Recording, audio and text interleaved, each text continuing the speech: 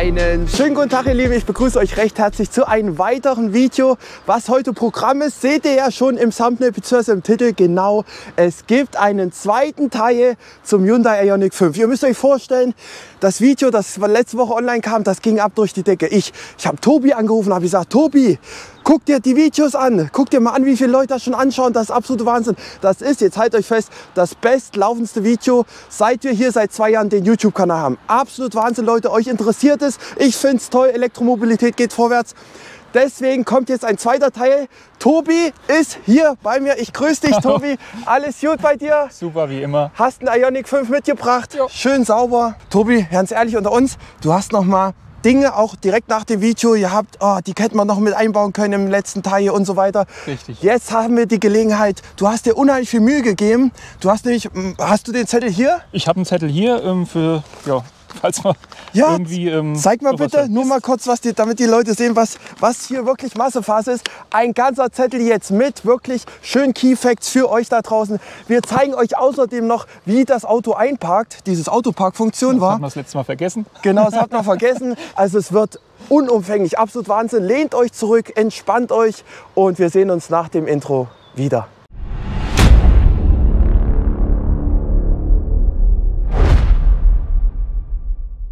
So, Tobi, dann kommen wir direkt auch mal zum Programm, würde ich einfach mal sagen. Und wenn ich es richtig verstanden habe, gehen wir jetzt erstmal außen um das Fahrzeug drumherum. Du erzählst noch ein paar kleine Fakten zum Fahrzeug, was Vorteile, Nachteile sind vor allem.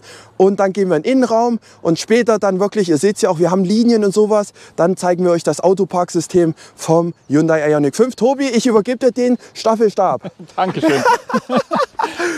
Ja, ich habe mir so gedacht, ich gehe erst mal so ein bisschen drumherum.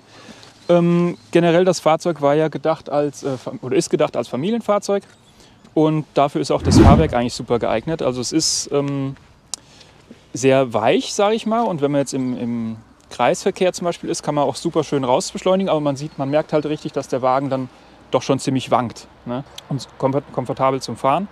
Aber für sportliche Sachen halt dann eher ungeeignet. Wobei es hier und da schon mal ein paar Slalom-Tests gab, wo die Durchschnittsgeschwindigkeit doch schon recht hoch war, obwohl das Fahrwerk so weich ist. Okay, wie ist dein Gefühl zum Beispiel auf der Autobahn? Super, also gar nichts. Super, war wie auf Schienen? Also das wie auf Schienen und wie als würdest du fliegen, sage ich mal. Ja. Die Bodenwellen merkst du fast gar nicht. Mega, wirklich. Das ist halt das auch so ein Grund, wo ich dann das letzte Mal ja auch gesagt habe, hier ist super komfortabel. Dazu gehört natürlich auch, dass er teilweise ja auch autonom fährt. Also bei vielen Autos hat man diese automatische Rekuperation. Und die funktioniert hier auch richtig super. Also auch wenn ich gerade in der Stadt fahre, der bremst dann automatisch langsam ab, wenn ein Fahrzeug vor mir langsamer wird. Was er halt leider nicht macht, ist Segeln in dem Automodus. Also so ein ganz kleines bisschen rekuperiert er immer. Okay. Ich kann das natürlich an den Schaltpedalen einstellen, dass ich dann manuell das auf 0 setze, dann segelt er auch. Aber da ich eigentlich immer im Automodus fahre, rekuperiert er halt immer ganz leicht. Okay, und so. Wenn du gerade das mit Rekuperieren ansprichst, ist das bei euch auch so, dass ihr wirklich mit einem Pedal fahren könnt, dieses One-Pedal-Driving? Das ist ein anderer Modus. Also ich habe quasi den manuellen Modus, wo ich zwischen 4 Rekuperationsstufen schalten kann, zwischen 0, also nichts, und 3 nach oben. Ja. Dann habe ich den Automodus, den ich ja eigentlich immer nehme. Und dann habe ich das iPedal-Driving. Das hat er auch. Also ich kann dann auch mit einem Pedal fahren und dass er halt bis zum Stillstand dann stehen bleibt. Okay. Das geht auch. Und wenn du segeln willst zum Beispiel, ich weiß das von der Zoe, von meiner Frau, da müssen wir in N gehen. Also müssen wir wirklich in Leerlauf reingehen und dann würde der blöd gesagt rollen. Aber dann kannst du kein Gas mehr geben, Dann kann ich kein Gas mehr geben, genau. Das musst du dann manuell wieder zurückstellen. Das wäre eine Option, wenn man segeln möchte, aber ansonsten... Stimmt, ja, aber das ist ein bisschen... Das ist ein Hickmeck, nicht in der Praxis, sage ich mal. Du könntest es auch nicht im Menü einstellen? Nee. Geht gar nicht? Also bei Auto nicht, nee. Okay, ich verstehe, ja. Aber ist halt der Modus, den ich eigentlich in der Praxis nutze, weil funktioniert super. Ja, okay. So, dann auch super Geschichte, die Türen. Also man sieht es ja hier schon, die sind sehr lang. Ne? Und, das stimmt, das ist mir auch aufgefallen. Ja.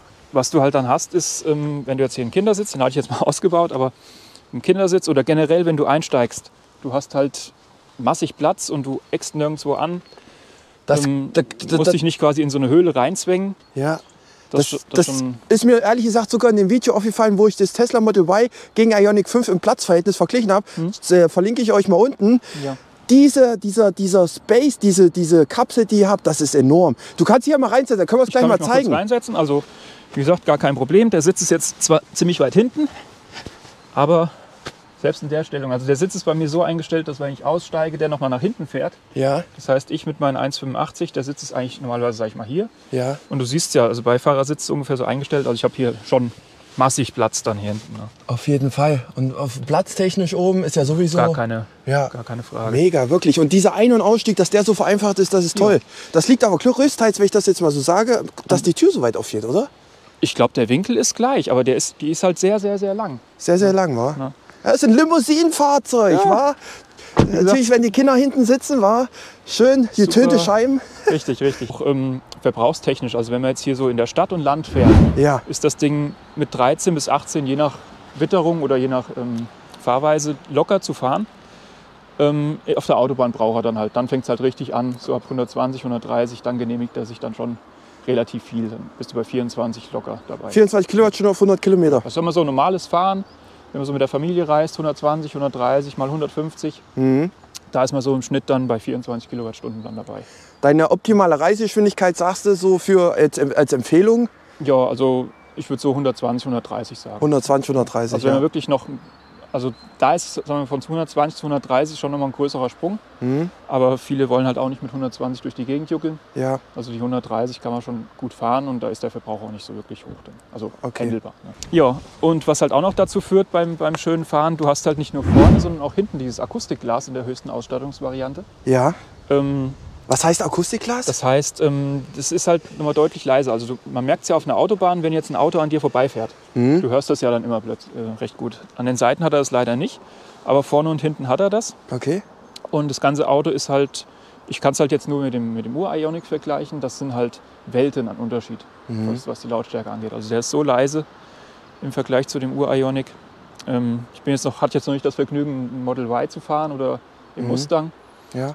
Aber ich glaube, da tut sich dann auch nicht mehr viel. Also sind schon sehr deutlich leiser geworden. Als wir können es ja immer wieder sagen, Hyundai, die machen sich. Die haben in den letzten 10 Jahren, also ich wüsste jetzt keinen Autohersteller, der sich in den letzten 10 Jahren so krass entwickelt hat. Ne? Absolut. Du hast ja letztes schon gesagt, so am Anfang mit dem Hartplastik und so weiter, wie es vor 10, 15 Jahren aussah. Ja. Und jetzt können wir ja gleich, wenn wir im Innenraum dann nochmal sind, können wir nochmal im Detail gucken.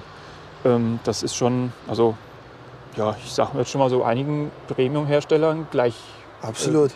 Ebenbürtig, sage ich mal. Okay, Tobi, wir haben Perspektivenwechsel. Das bedeutet auch, wir haben die positiven Punkte rund um die Außensilhouette des Fahrzeugs abgesprochen. Gibt es negative Punkte? Hast du welche? Ja, also wie gesagt, wo Licht ist, ist auch Schatten. Wir hatten es im letzten Video schon angesprochen, das Licht an sich. Das ist halt, dass es leider kein Matrixlicht hat. Ja. Das ist die erste Geschichte. Aber das ist ja alles nur halb so wild. Hätte er noch Abbiegelicht, weil das ist ja eigentlich gar kein Thema heutzutage. Hier in die Scheinwerfer, gerade auf der Seite vielleicht, wo die ganzen Pixel sind, in der schwarzen Fläche, könnte man vielleicht ja ein Abbiegelicht einbauen. Ja, bei den Amis ist es, glaube ich, so, dass da dieses orangene Außenlicht sogar drin ist. Okay. Würde der Optik oder so, hätte es ja keinen Abbruch getan. Abbiegelicht zur Verständigung heißt? Einfach statisch, das heißt, wenn du anfängst, einen Blinker zu setzen und längst, dass dann einfach nochmal eine Lampe angeht und einfach seitlich nochmal den Straßenrand beleuchtet. Hat er halt, wie gesagt, gar nicht. Hat einfach nur dieses statische Licht nach vorne und das war's. Gibt es auch nicht optional im Handel? Nein. Okay. Ich habe mir ja gedacht, okay, ja, Nebelscheinwerfer natürlich hat er auch nicht, ne? Weil, ja, du siehst ja hier die ganze Fläche. Da hätten wir dann einen Nebelscheinwerfer einbauen können. Hat er halt auch nicht. Okay. Was ja bei Elektroautos eigentlich so, jeder so sagt, was er haben muss, sind einfach die Türen, die Türgriffe, die versenkbar sind. Und man sieht es ja hier. Ja. Kannst du noch mal zeigen? Alles automatisch in der hohen Ausstattungslinie, dass die automatisch auf und zu gehen. Ja. In der niedrigeren Ausstattung ist es halt so, wenn die zu sind, ich sag mal so, muss man hier vorne, sag ich mal, draufdrücken und dann kann man hier dann rausziehen. Okay. Ja, jetzt ja zugeschlossen, aber da gehen sie nicht automatisch auf. Das heißt, du musst erst aufschließen, um ans Fahrzeug zu kommen? Ich mache es eigentlich immer so, also entweder so oder ich drücke halt hier auf den Pixel. Ja. Mal wieder den Pixel. Dann geht er halt auch auf. Ne? Okay. So. Ist von der Handhabung, ich mache es halt meistens irgendwie so, aber eigentlich kann man von oben reingreifen und das hier so rausziehen. Aber du kannst auch, wenn du jetzt die Tür wieder zumachen willst, also hier an dem Griff ist das ziemlich unpraktisch. Ja. Du drückst halt immer irgendwo drauf und dann hast du die Finger da schon drauf. Es gibt ja dann viele Leute, die dann da empfindlich drauf sind, dass du dann über so Fingerdatschen hast. Generell, wenn wir es gerade schon sowas sagen, also die Leute, die halt die Autos gerne per Hand putzen, Man hat, wenn du es vielleicht auch gerade mal, habe ich nämlich extra jetzt nicht gemacht. Okay. Hier unten diese Leiste, dieser Bereich, der ist immer dreckig und immer vollgesutscht. Geht von vorne bis hinten durch. Ja. Oder auch wenn man in die Waschstraße reinfährt. Ne? Also das Auto ist zwar dann sauber, aber dann gehst du rein und hast du immer alles dreckig. Ja. Das geht da durch die Waschanlage auch nicht weg. Muss ich aber ehrlich sagen, das habe ich beim Model Y auch. Hast du Unten die auch? Leiste, ja, da ist so ein geil kleiner Absatz drin, der ist immer dreckig. Der ist halt sehr breit in dem Fall. Ne? Und beim ersten Mal waschen ist mir halt aufgefallen, klar, schwarz ist ein sehr empfindlicher Lack. Ja. Oder man sieht halt alles sofort, aber mir kommt so vor, als der doch noch mal einen Ticken mehr empfindlicher ist. Ja. Also jetzt, wie du es hier hast, ich sehe, du hast noch keine Schlieren oder so drauf. Nee, also wenn die Sonne jetzt drauf scheinen würde, dann siehst du sie schon. Also das war schon gleich beim ersten Mal waschen, konnte man das entdecken. Ja. Das heißt, so, wenn es jetzt wieder wärmer ist, sollte man dann schon eine Keramikversiegelung vielleicht drauf machen, dass diese ganz feinen Kratzer dann vielleicht nicht so rauskommen. Ne? Das ist ja ein Unilack, oder? Also so ein ohne Metallic. Das ist eigentlich Metallic. Ach so. Okay. Aber Sieht man kaum. Sieht man kaum, Vielleicht ne? muss man da echt das Licht haben. ja. Kann ich ja auch noch mal auf der Website gucken, da blende ich euch das noch mal ein. Weil jetzt, so wie er da steht, wird es ja als ein Unilack. Das stimmt, ja. Also bei den Lacken ist sowieso, also wir hatten sehr viel ausprobiert. Es gibt ja diese Demo-Modelle, die man im Laden immer hat. Da haben wir sehr, sehr viele Farben uns angeschaut. Und beim Ioniq ist es so, dass je nach Lichteinstrahlung der Lack eine andere Farbe hat. Ach. Es gibt zum Beispiel dieses Grün. Und bei dem Grün hast du sogar 3 Farbschattierungen. Das geht von Grün in Blau oder sogar in Grau, je nachdem, wie das Licht einfällt. Okay. Zum Beispiel draußen, wenn er jetzt auf dem Hof steht, ist er zum Beispiel grün. Wenn er in der Garage ist, dann blau. Ja, so leicht bläulich. Und wir hatten uns eigentlich dann gedacht, wir nehmen Grauen, so ein dunkleres Grau. Aber dann hat man das auch mal rausgenommen und es kam halt in die Sonne und dann war das richtig hell. Ja, wir wollten eigentlich schon im dunkleren Bereich bleiben. Okay. Und dann war uns das irgendwann ein bisschen nicht zu risikohaft, aber dann wollten wir auf Nummer sicher gehen und haben dann halt einfach in Schwarz genommen. Verstehe, ja. Also empfehlst du auch sogar Leuten, die jetzt einen Ioniq 5 kaufen, schauten euch... Also definitiv, ja, der Lack kann ein bisschen überraschen dann manchmal. Also wenn man denkt, okay, ich nehme in dunkelgrau und dann steht er plötzlich in der prallen Sonne und dann ist er doch recht hell. Also man muss sich schon diese Modelle, die sie im Autohaus haben, mal im Autohaus und draußen bei Sonne sich mal anschauen. Okay. Das würde ich definitiv empfehlen bei dem Wagen, weil ich hatte noch nie so Probleme, mich für eine Farbe zu entscheiden. Ja, verstehe. Als bei dem Fahrzeug. Tobi, kommen wir noch mal ganz kurz zurück zu den Türen. Lang und groß ist nicht immer vom Vorteil, wa? Richtig. Von daher... Bei mir steht der Wagen in der Einzelgarage. Und da ist es so, wenn ich jetzt mit der Kleinen, wenn die aussteigen soll, dann müssen wir das vor der Garage machen. Weil, ich sag mal, wir haben ungefähr maximal so viel Platz. Ja. Wobei das jetzt schon richtig viel ist. Ja. Entweder knallt die Tür dann an die Garagenwand. Ist natürlich auch nicht so schön. Oder hier, wenn man jetzt von hier Seite mal reinguckt, das ist dann schon für ein kleines Kind machbar, aber jetzt für uns beide da rausquetschen ist absolut nicht wirklich, geht nicht. Ich mache mal kurz komplett auf, damit ihr mal seht, was das wirklich für ein Winkel hier ist. Das ist ja fast, also nicht 90 Grad, aber wir sind hier, das ist schon, ihr seht hier als Orientierung von der Linie, das ist schon Wahnsinn, muss man echt sagen, wa? Aber hat dementsprechend den Vorteil wirklich, dass ihr entspannt reinkommt. Jo. Wie du schon sagst, zweischneidiges Schwert. Richtig. Kann man nicht anders sagen. Zweischneidiges Schwert. Wie gesagt, das Auto ist ja relativ clean und hat überall relativ gerade Flächen und dann ihre Kanten. Haben sie ja dann hier beim Heck auch so gemacht. Normalerweise wäre wahrscheinlich hier noch ein Heckscheibenwischer. Ja. Wie gesagt, vermissen sehr, sehr viele. Ja. Aber vielleicht auch der Optik geschuldet. Ja, ich meine, ihr habt hier einen übelst starken, watzigen Spoiler auf dem Dach. Vielleicht hat es einfach nicht mehr gepasst vom Platzverhältnis oder so. Ja, wenn man hier runter guckt, klar, man könnte hier vielleicht noch einen Scheibenwischer hinmachen. Ja. Aber der wird dann wahrscheinlich auch nur hier so ein Teil, also vielleicht bis hier hingehen. War dann vielleicht technisch nicht ganz so machbar, dass es halt auch schön aussieht. Ne? Ja, vielleicht beim nächsten, bei der Facelift-Version oder so, die dann kommt irgendwann. Richtig.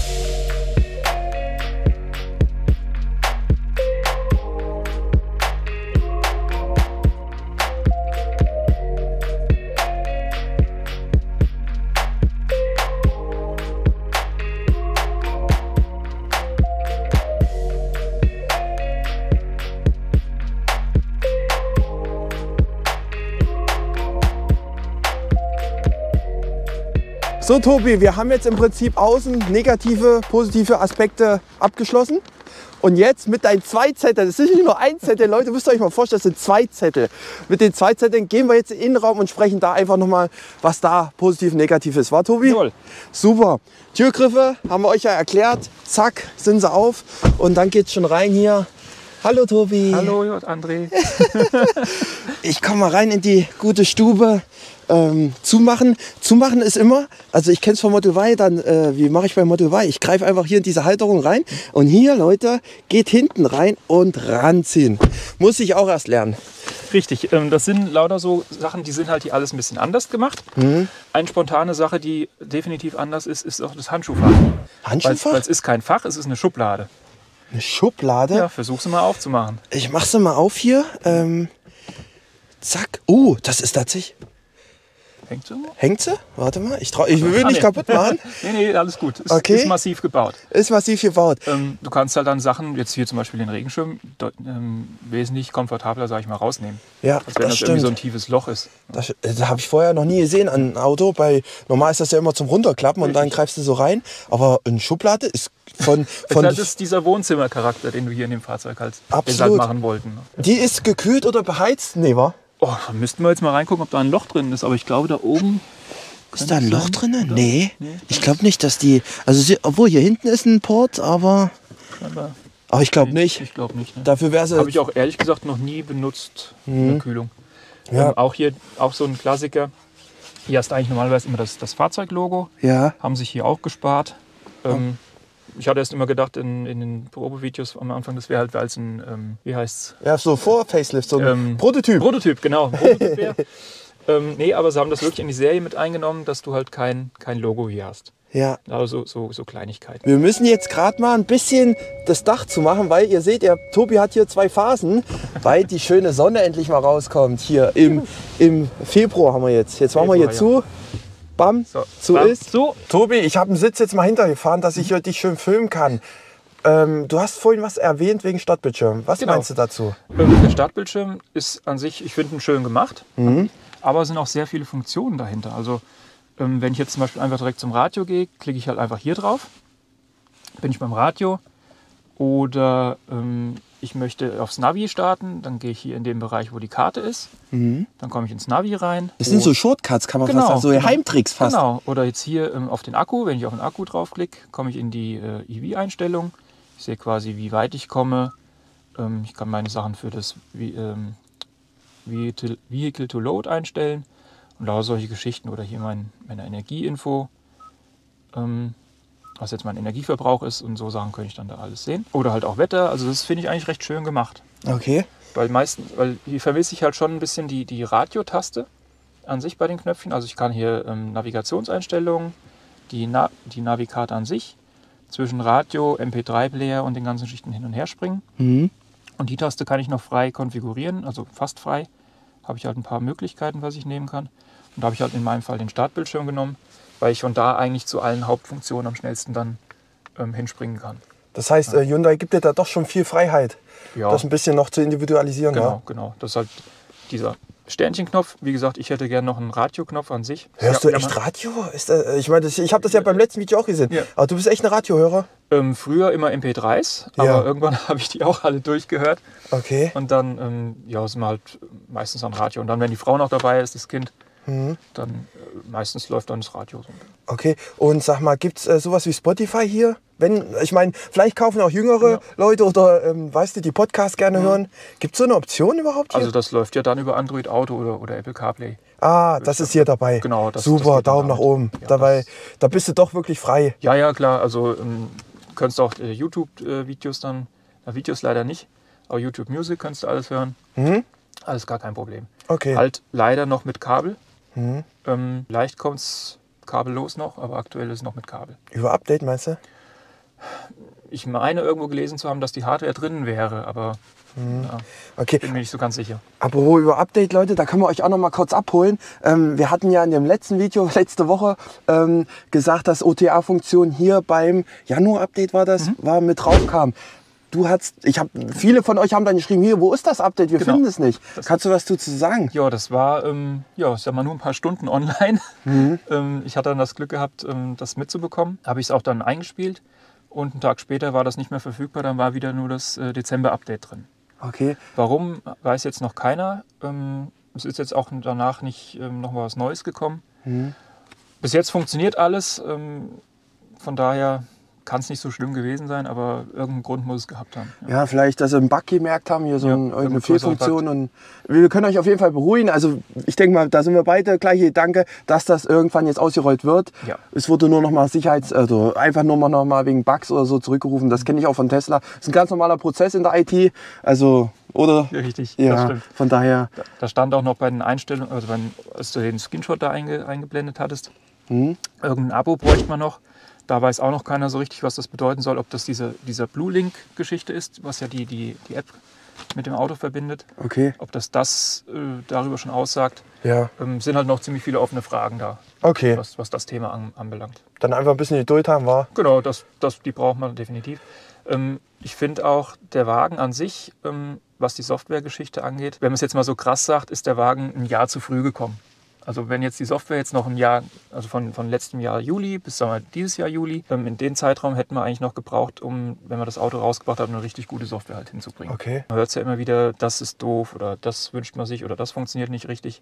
Ich sage mal, bis zum Sommer sollte das eigentlich hoffentlich alles Geschichte sein. Was man auch ehrlich sagen muss, in der Kommunikation von diesem Autokonzern war, ist es doch eigentlich immer schöner, wenn man es einfach bekommt, ohne eine Ansage dafür zu haben, ohne eine Information oder eine Vorabinformation mit einer Deadline, weil so freust du dich am Ende mehr, als wie wenn es gibt Autokonzerne, die predigen was, dass nächstes Jahr das kommt und es kommt nicht und es kommt nicht und es kommt nicht. Also es ist besser doch andersrum, war. Genau, und vor allem, da es ja hier jetzt so ist, zumindest war es bisher so, jeden Monat ein Update. Klar, manche Leute mögen das nicht, aber ich sag mal, jemand wie ich, der sich dann immer freut auf das neue Update. Ja. Und das nicht so Schöne ist, es gibt halt kein Changelog oder was halt neu ist. Ja. Da muss man halt immer noch ein bisschen rumprobieren. Und ab und zu sieht man mal, ein Bildschirm ist anders designt und so, da freut man sich dann auch irgendwie ein bisschen. Ja, absolut. Das ist dann Das ist ein bisschen wie Weihnachten, schön. ne? Ja, so Genau. ein bisschen, ja. Immer wieder was Neues. So, Tobi, hast du noch einen Punkt, den du ansprechen möchtest, gerne? Was hier auch anders gelöst ist als bei anderen Autos, ist die Gangschaltung. Normalerweise hatten wir, sage ich mal, in der Mittelkonsole die Gangschaltung. War jetzt hier designtechnisch natürlich kein Platz, weil, siehst du, wollten ja hier sehr viel Freiraum gestalten. Ist im Prinzip so, du drehst den nach vorne, dann kommst du Warte mal, hier.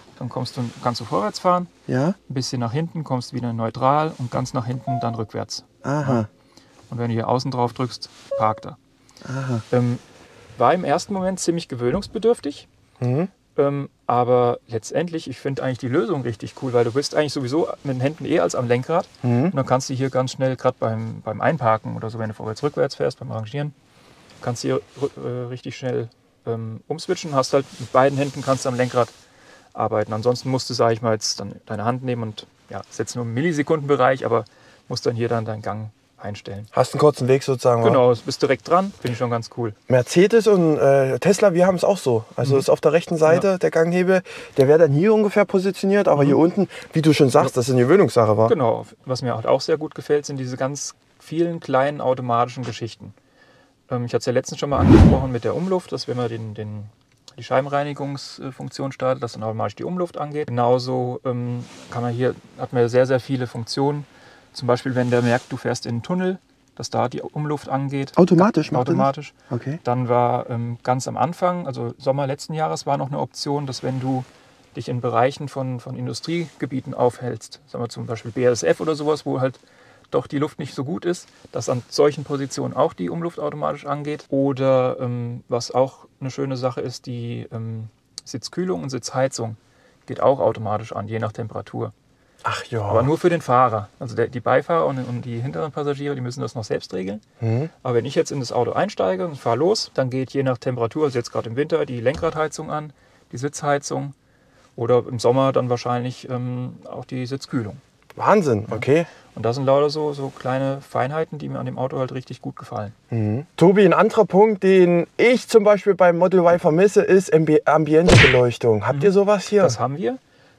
Auch leider hier wieder nur in der höchsten Ausstattungsvariante. Und dann aber auch so, dass du es manuell in, ich glaube, 64 Farben konfigurieren kannst. Hier drin, oder was? Ja. Okay. Oder du sagst, ich mache es je nach Farbmodi. Und so habe ich es bei mir eingestellt. Also wenn ich quasi in dem Eco-Mode bin, dann leuchtet es grün, im Normal blau, im Sport rot und im Snow-Mode ist es so ein weißliches Licht. Cool. Mhm. Ja? Und wenn wir jetzt auf das Profil von meiner Frau gehen, dann habe ich es auf lila eingestellt. Auf lila? Echt? Cool, ja. Geil, schön. Da ist dann fest die Farbe.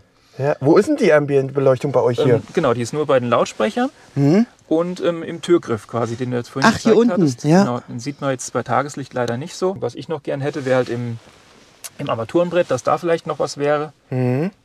Ist halt dann schon recht dunkel, sage ich mal, für eine ambiente Beleuchtung. Oder auch Fußraum ist auch dunkel, also ist auch nichts. Das wäre halt nochmal so ein Schmankel, der es halt nochmal eine Stufe höher heben würde.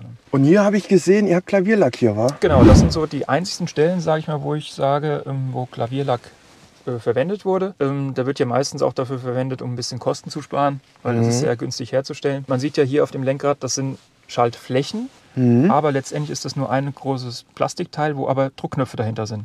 Ja, also hier sind jetzt quasi dann vier Druckknöpfe dahinter. Das fühlt sich dann dementsprechend auch nicht billig an. Du hast da hier einen schönen Druckpunkt, merkst es auch direkt, brauchst also nicht irgendwie so eine Vibration ins Lenkrad reinmachen oder sowas, damit du merkst, dass der Befehl angekommen ist. Sondern du hast den schönen Druckpunkt, dann funktioniert das auch super. Tobi, kommen wir mal zum schlechten Punkt. Hast du einen für mich? Ich hätte 1, 2 Punkte, ja. Und zwar, für mich persönlich ist es so, ich benutze relativ oft dann die Sitzheizung, Sitzkühlung. Und da vermisse ich ehrlich gesagt einen Knopf. Hier ist es jetzt so, ich habe hier 2 Möglichkeiten, Klimaeinstellungen und Heizung. Und wenn ich hier drauf drücke, habe ich hier oben die Einstellung für die Sitzheizung. Das heißt, ich kann die hier in 3 Stufen einstellen oder auch die Lenkradheizung. Aber ich muss halt hier unten drücken, ich muss hier oben dann rumdrücken. Ich hätte halt gern einfach, sagen wir hier in dem Bereich einen Schalter und dann wäre es gut. Ja. Ich verstehe, was du meinst. Das ist, gerade während der Fahrt, das heißt... genau, während der Fahrt ist es halt ziemlich blöd. Könntest du nicht Dings nehmen, genau? Natürlich, ich kann dem sagen, hier schalte Beifahrersitz auf Stufe 2, schalte Fahrersitz auf Stufe 2. Mach mal bitte. Sitzheizung, Fahrer, Stufe 2. Die Sitzheizung für den Fahrer wird auf Stufe 2 eingestellt. Aha, krass. Und jetzt siehst du auch hier, jetzt auf Stufe 2. Ja, Ne? mega. Genau. Könntest ja notfalls dann über die... Genau, also in der Praxis, ich sag mal, wenn ich alleine im Auto fahre, mache ich das über die Sprachsteuerung. Funktioniert dann auch gut, ne, wenn man weiß, wie die Befehle heißen. Das ist halt auch so eine Sache, muss man sich halt mit beschäftigen. Will auch nicht jeder. Das stimmt auch wieder, ja. Weil je nach Befehl, wenn ich jetzt einfach sage, hier Sitzheizung an, dann macht er halt alle an. Also vorne wie auch hinten. Ah, okay. Ist halt auch nicht so. Das heißt, hier ein Knöpfchen hin war... Genau, da ein Knöpfchen hin, oder hier Mittelkonsole. Das wäre schon schön gewesen. Ne? Die Sitze an sich sind schon mal deutlich besser als beim Ur-Ioniq. Da war nämlich die Sitzfläche nicht so lang. Also die hat, glaube ich, blöd gesagt, hier aufgehört. Ja. Viele haben ja dann einfach nochmal so eine Lordose-Stütze, die man verlängern kann. Die haben die jetzt hier nicht. Aber ich sag mal, für ein europäisches Bein sind die jetzt eigentlich schon lang genug. Früher waren die halt, ich sag mal, bestimmt 10 cm kürzer. Was? Echt? Ja, weil also einfach die Asiaten die sind kleiner waren? Wahrscheinlich, ja. Also Wirklich? ist mir halt hier schon aufgefallen, also dass die jetzt hier die Sitze doch deutlich tiefer gemacht haben. Okay, okay. Nee, ich muss auch sagen, wenn ich jetzt hier sitze, mich stört's nicht. Genau, sind super bequem. Wirklich, ja. Nochmal ein i-Tüpfelchen, was halt noch schön wäre eine Massagefunktion. Gerade wenn es heißt, die verkaufen ja die Sitze hier als mit Relax-Paket, weil man die ja so weit nach hinten klappen kann und hier vorne das Ding nach vorne fährt. Da wäre eine Massagefunktion natürlich noch richtig toll. Ne? Ein Problem an der Geschichte hier vorne, zur Anfangszeit, wo wir das Auto neu hatten, sind wir mit den Füßen immer ganz gerne hier beim Einsteigen dran hängen geblieben. Ich komme mal zu dir. Bleib mal sitzen, ich komme einfach mal zu dir und dann gucken wir uns das mal genau an. Ja, und zwar hier diese Kante. Da ist man dann mit den Schuhen schon öfters mal dann dran hängen geblieben. Okay. Das habe ich bis jetzt noch keinen Bemängeln gehört, sage ich mal. Ist mir aber, die ersten 1, 2 Monate bin ich da relativ oft dran gestoßen. Obwohl ich den Sitz dann automatisch nach hinten fahre. Genau, jetzt macht er diese Relax-Funktion und fährt das automatisch hoch. Ach ja, das ist so wild. Und höher geht sie nicht, höher oder? geht sie nicht. Mehr kann das im Prinzip nicht. Also meinst du, kann man eigentlich auch verzichten drauf? Also wenn ich den jetzt als nochmal konfigurieren würde, ich glaube, ich bräuchte es jetzt nicht unbedingt. Okay. In dem Paket sind halt noch ein paar andere Feinheiten drin, wie die elektrische Sitzbank hinten, dass man die elektrisch vor- und zurückfahren kann. braucht man auch nicht unbedingt, weil es dauert ja doch deutlich länger, als wenn man es manuell mal macht. Deshalb auf das Paket könnte ich jetzt persönlich verzichten.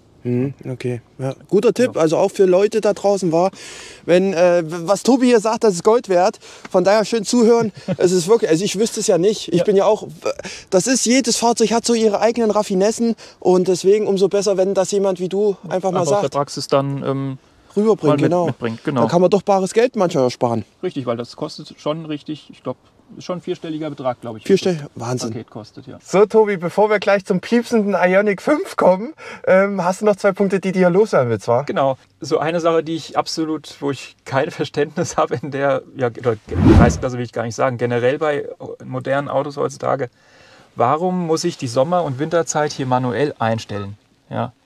Also man sieht es ja hier oben, 13 Uhr, 14 Uhr. Das kann doch automatisch gehen. Es ging ja bei meinen Autos die schon 20 Jahre alt sind, automatisch. Ne? Kann ich nicht verstehen. Dann auch so eine Geschichte, man kann ja das Display, die Farbe an sich zwischen weiß und schwarz einstellen. Ganz am Anfang, wo ich das Auto bekommen habe, kann ich es entweder nur so oder so einstellen. Jetzt durch ein Update, ich weiß nicht, ob es November oder Dezember war, kann man es einstellen, dass es von der Uhrzeit abhängig hell und dunkel wird. Aber wiederum eine andere Funktion, wie dieser Blaufilter, der geht dann nach Helligkeit. Ja, und warum kann man nicht diese Umstellung zwischen hell und dunkel auch über die Helligkeit regeln? Oder wenn ich das Licht anschalte oder sowas. Okay. Es ist halt aktuell eine feste Uhrzeit. Kann man nämlich hier sehen. Hier kann ich es quasi auf weiß schalten oder generell auf schwarz. Oder halt hier einfach nach einer Uhrzeit. Ne? Also hier jetzt von 17 bis 18 Uhr. Ach ja. Das heißt, du müsstest aber, wenn es jetzt länger immer, also es wird später hell oder später dunkel, meine ich, Jo. musst du immer händisch umstellen. Genau, jetzt im Hochsommer, wenn es um 9 Uhr abends dunkel wird, schaltet das trotzdem um 5 dann schon auf. Das dunkel. ist blöd, das müsste komfortabler Genau, irgendwie. und das verstehe ich halt nicht, weil, wie gesagt, eine andere Funktion, es gibt so einen Blaufilter für abends, dass die Augen dann ein bisschen geschont werden.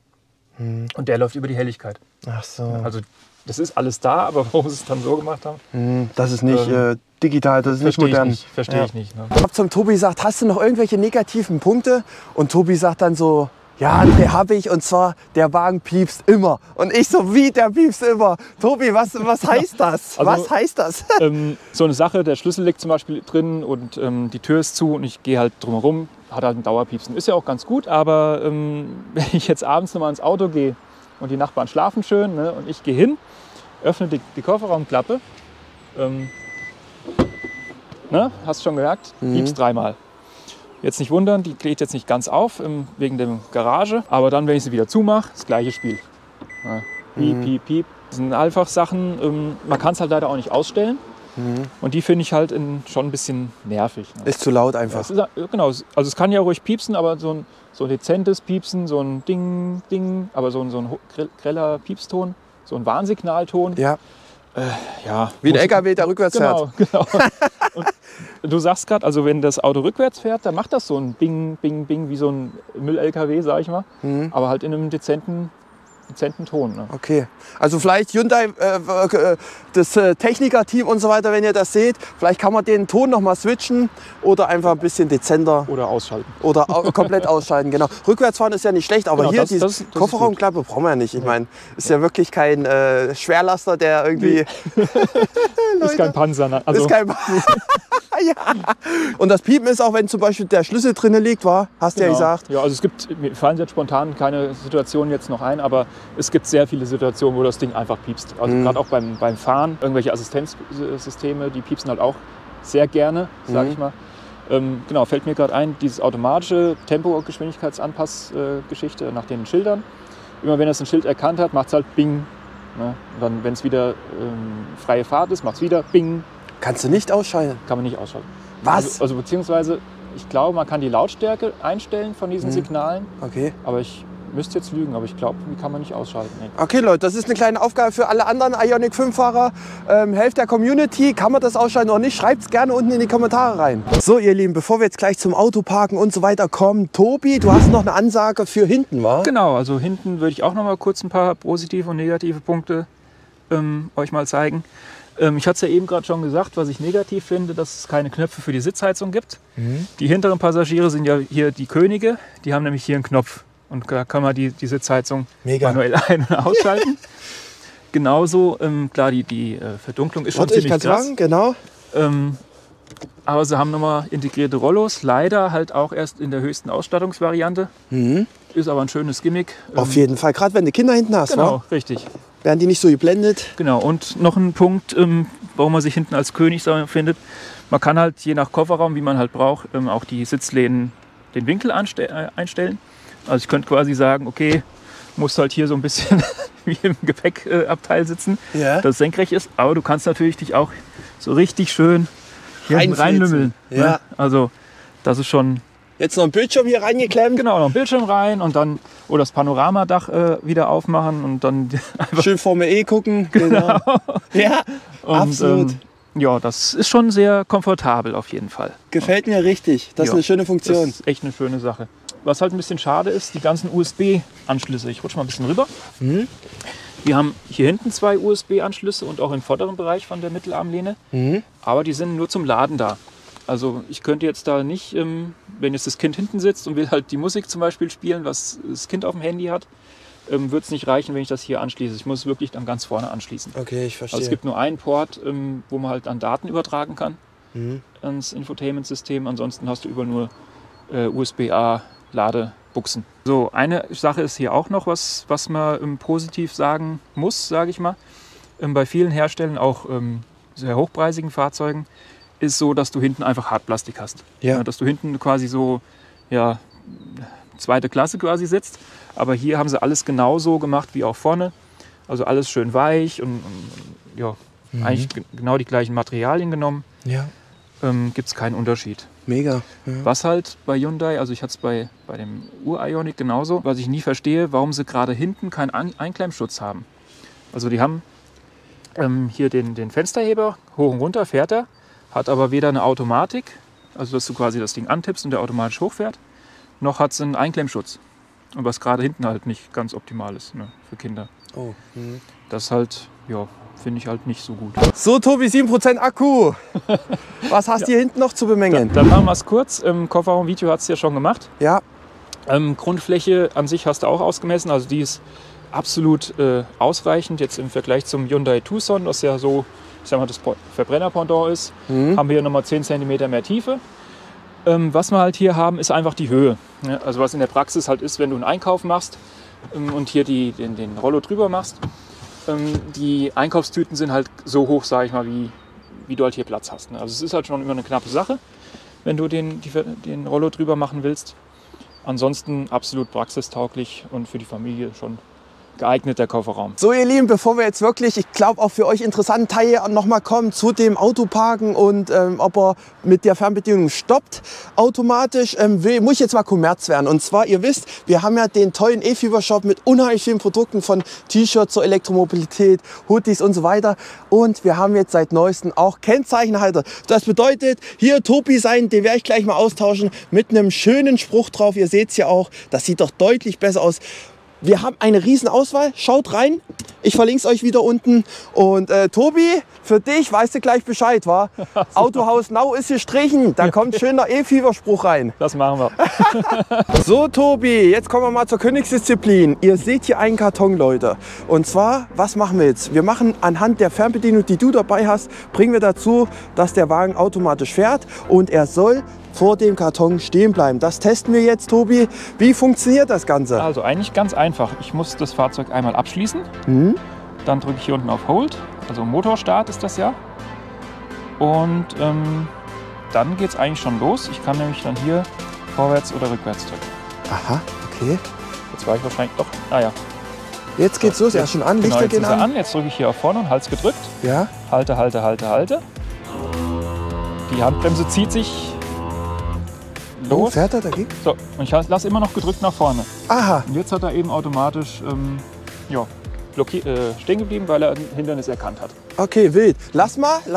Wir drehen den Karton jetzt einfach mal in die Längs. Weil wir wollen jetzt mal gucken, da sind die Pieper, daran wird er sich orientieren. Die Pieper, der Karton ist jetzt tiefer.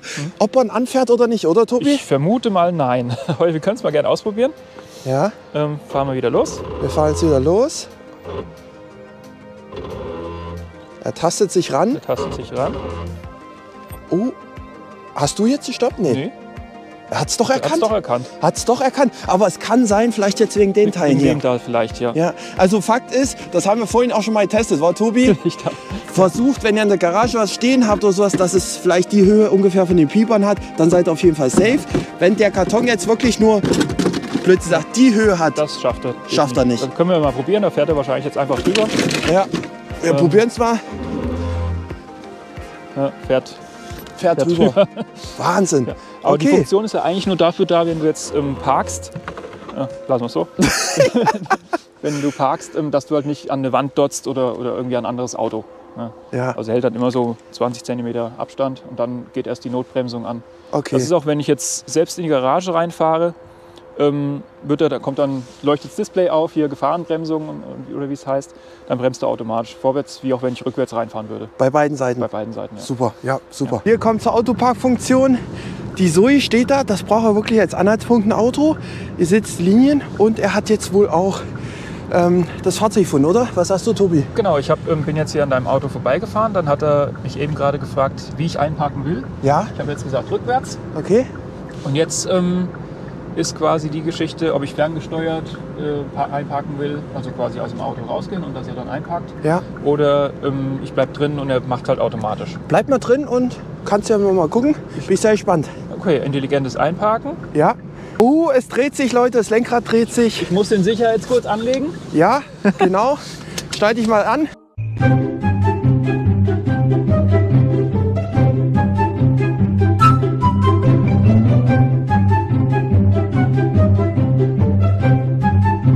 Man sieht auch deutlich, er versucht wirklich innerhalb der Linie zu bleiben, nicht irgendwie rauszukommen.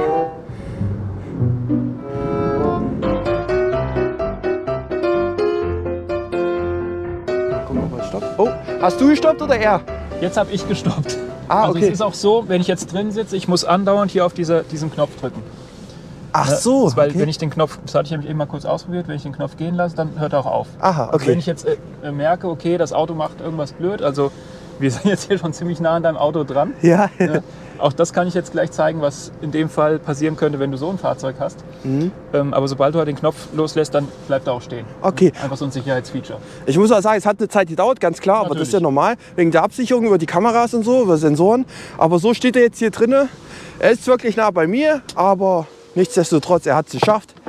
Auch so eine Sache, die man dann auch gerne macht, dann im Parkhaus. Mhm. Da ist es öfters mal so, dass jetzt ein Fahrzeug recht nah an einem parkt. Ja. Auch da könnte ich jetzt sagen, okay, starte mir das Fahrzeug. Mhm. Und hier kann ich dann einfach sagen, wie wir es jetzt eben mit dem Karton gemacht haben, fahre mir vor. Also du drückst wieder Ich drücke wieder mein Knöpfchen und der fährt dann vor, ja. Ganz automatisch. Und sagen wir bis hierhin. Und dann könnte man auch einsteigen. Absolut, hast du recht. Das ist so ein Komfort-Features, die man so, sagen wir, beim Verbrenner geht ja gar nicht. Hat das jeder Ioniq? Das hat auch nur wieder der Ioniq in der höchsten Ausstattungsvariante. Ach so, okay, weil hätte mich nicht gewundert, weil bei Tesla kostet das Paket, glaube ich, 3.000 € oder so, 3.500 €, dieses Enhanced Autopilot und so. Und wenn du das hier sähe, das wäre echt eine Wucht. Das wäre eine Wucht, das stimmt. Ja, aber schönes Feature. So, ihr Lieben, wir haben euch jetzt wirklich einen umfänglichen Abriss hier in Spielfilmlänge. Und ist es das jetzt gewesen mit einem Ioniq 5? Nein, nein, es kommt noch was. Tobi, was kommt denn noch? Genau. Hast du noch was? Ja, ich hätte mir überlegt, wie sieht es denn aus? Ihr seid ja eigentlich ein Tesla-Kanal. Wir können noch mal die App gegeneinander vergleichen. Also die Hyundai App gegen die Tesla-App. Genau, das heißt, Leute, in 2 bis 3 Wochen, ich will den Zeitrahmen nicht zu eng straffen, kommt noch mal ein Video, wo wir die Apps vergleichen zwischen Tesla versus Hyundai Ioniq 5. Wird sehr spannend, auch wie die Reaktionszeiten sind, Öffnungszeiten von dem Auto und so weiter. Funktion, Aufbau, ja. So Geschichten. Ja, machen wir so. Gerade Tesla ist ja berühmt dafür, dass sie halt richtig gute Software bauen. Ja. Mal gucken, was Hyundai da so Wie kann Hyundai abschneiden? Genau, ja. Leute. Ich danke dir auch noch mal wirklich von Herzen, weil ich kann, das sage ich immer wieder, Leute, ich kann das nicht wissen. Wie in einem halben Tag, wenn ich so ein Auto bekomme, werde ich nie diese Impression haben, die jetzt hier der Tobi hat. Und das ist in der Sache, wenn ihr mal ein anderes Fahrzeug noch sehen wollt, schreibt mir gerne. Wenn ihr weitere Fragen habt zum Ioniq 5, glaube ich zwar nicht bei der Fülle an Infos jetzt. Sind ein paar dabei, ja. Ja, dann schreibt gerne. Und ansonsten wünschen wir euch jetzt wirklich ein schönes Wochenende und einen schönen Tag. Und Tobi, vielen Dank, war. Okay. Macht's gut, die Leute. Tschüssi. Ciao.